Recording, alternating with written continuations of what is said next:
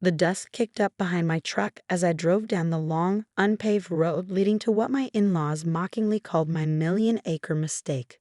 The afternoon sun cast long shadows across the Nevada desert, making the scraggly brush look like reaching fingers across the barren landscape. My grandfather's ranch stretched as far as the eye could see, all 1.2 million acres of supposedly worthless desert. I'm Katherine Martinez, and 6 months ago, I inherited the largest private land holding in Nevada. Not that anyone thought it was worth anything, just rocks and rattlesnakes. My father-in-law Richard had sneered at the reading of the will. Your grandfather was crazy to keep paying property taxes on this wasteland all these years. My husband James had been more diplomatic, but equally dismissive. Kate, honey, maybe we should just sell it to one of those solar farm companies.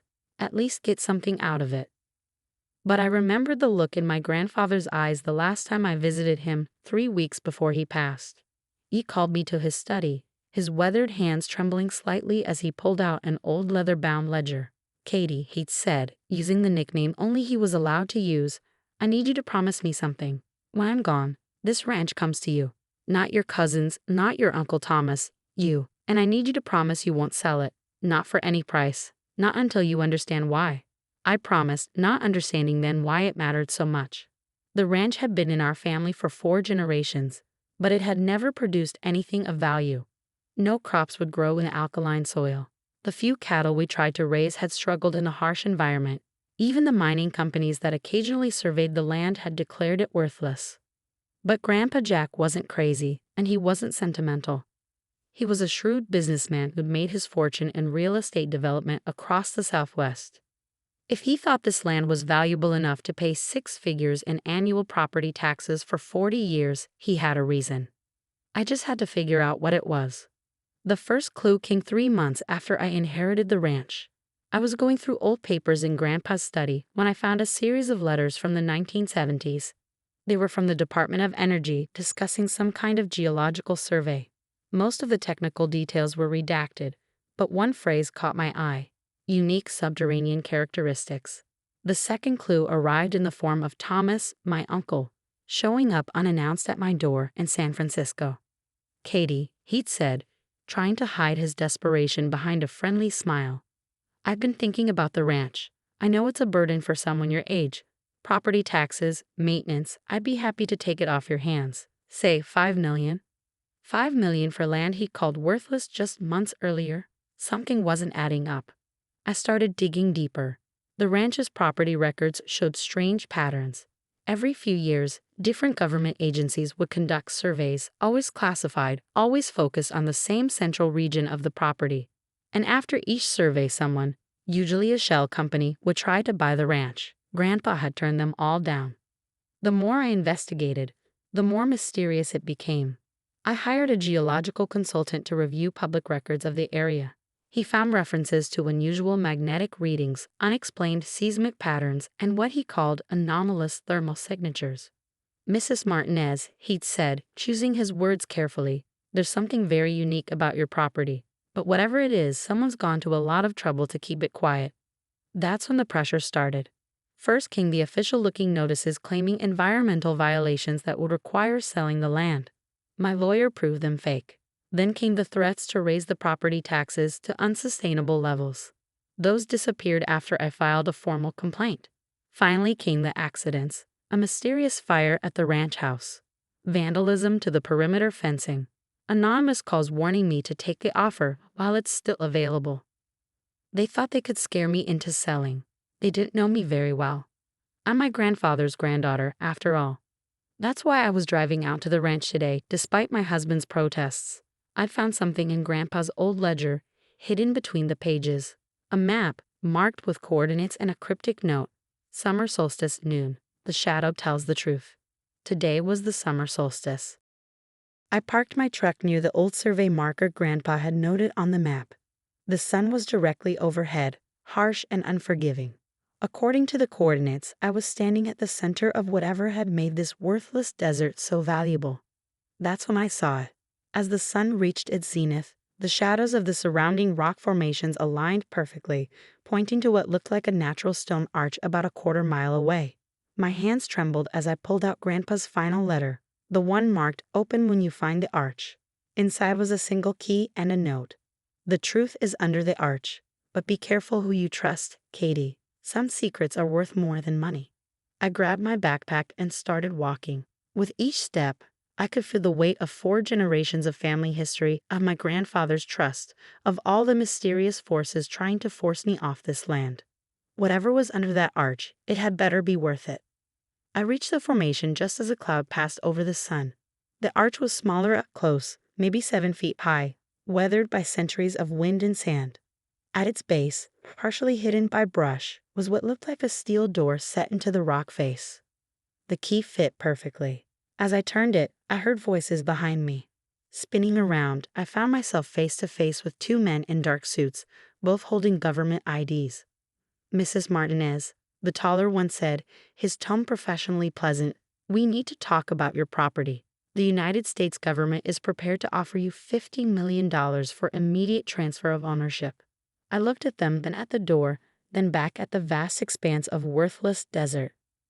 "Gentlemen," I said, my hand still on the key, "I think you better tell me what's really going on here." The men exchanged glances. The shorter one stepped forward. "Mrs. Martinez, what's behind that door is a matter of national security. We've been trying to acquire this property legally for 40 years. My grandfather turned you down every time," I said. "Why?" "Because he understood what was at stake," the taller agent replied. "Just like I think you do. The question is, what are you going to do about it?" I thought about Grandpa's words. Some secrets are worth more than money. I turned the key. What I found behind that door would change everything.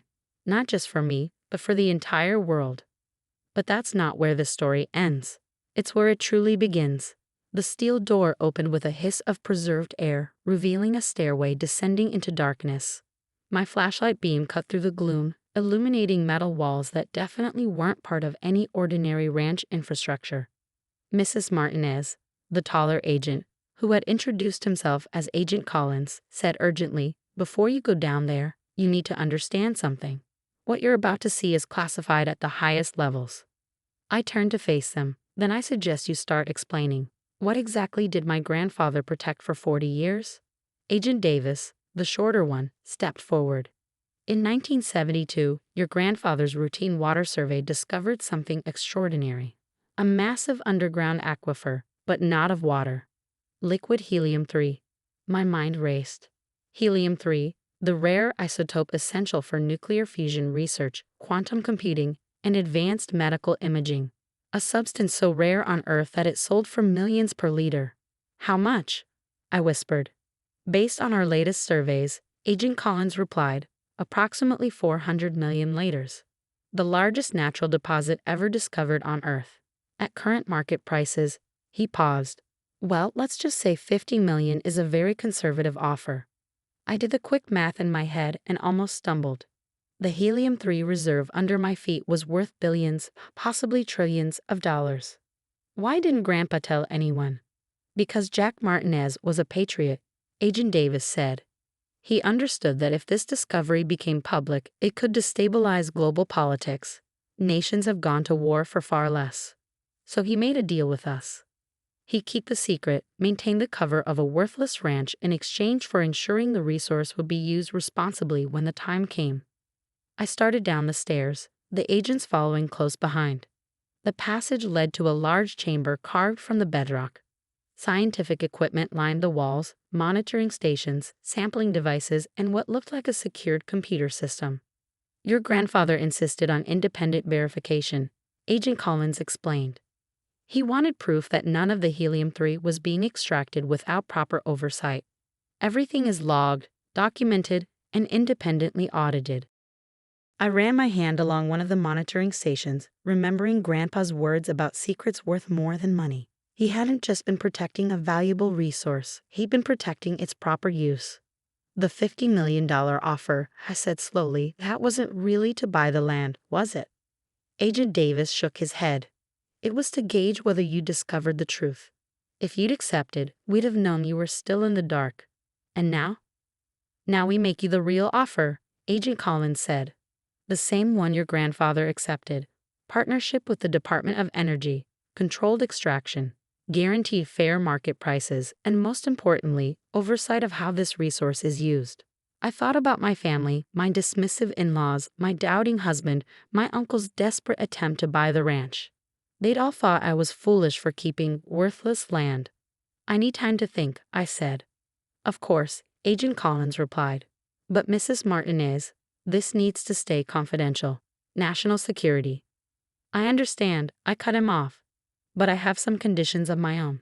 The next week was a blur of activity, meetings with government officials, reviewing classified documents, learning exactly how my grandfather had managed this secret for so long.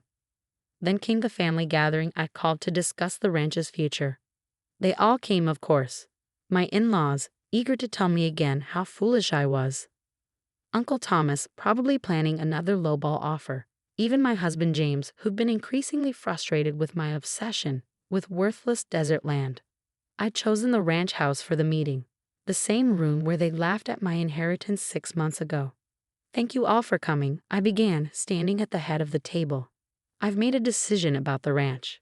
Finally seeing reason. My father-in-law Richard smirked. Those property taxes must be killing you.